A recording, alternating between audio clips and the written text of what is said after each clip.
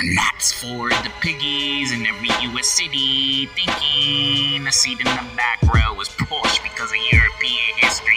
They miss seeing the monocle though, so I be in the front row on days I am making dough.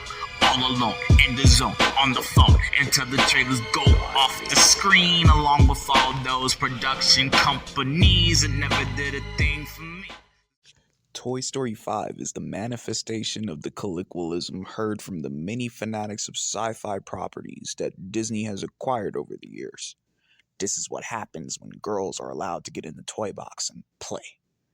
Harrison Stanton's film does have sparing callbacks to the films in the series that preceded it, allowing for canonical recognition that those who have followed the series for the past 3 decades can latch onto.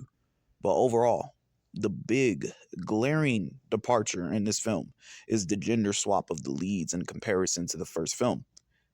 There's some welcome palette swapping as well too, in Disney's obvious effort to seem all-inclusive because, of course, all USD is as green as an LGM.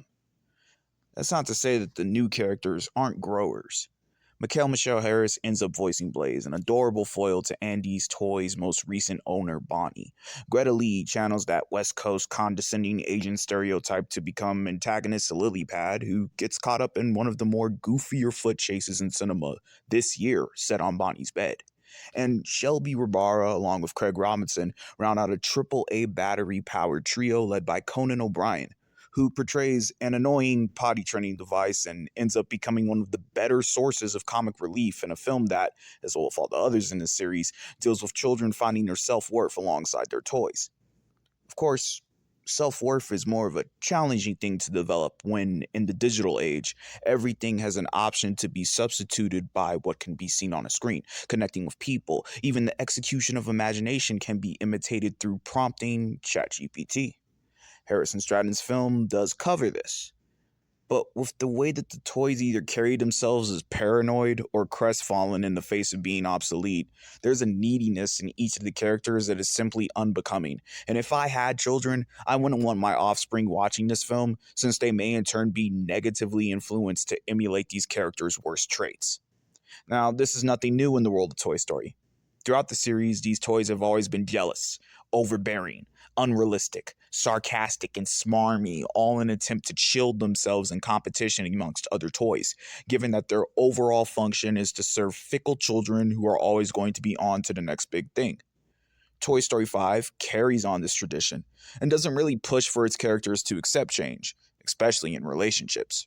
Rather, it instead focuses on making these pastel dream sequences and putting a girl who has a horse stable to match her miniature ponies in the series to appeal to a girl who eventually is going to have to face reality when either her or her new friend betray each other over something trivial.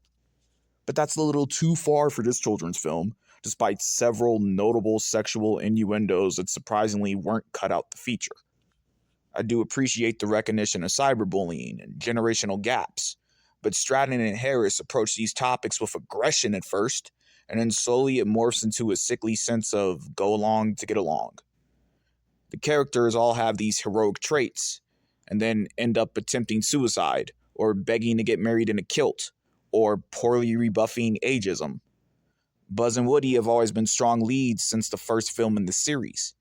Reducing them to supporting characters and having Jessie and Bullseye take the lead when they were taking orders from the prospector in Toy Story 2 is a destructive choice for Toy Story 5.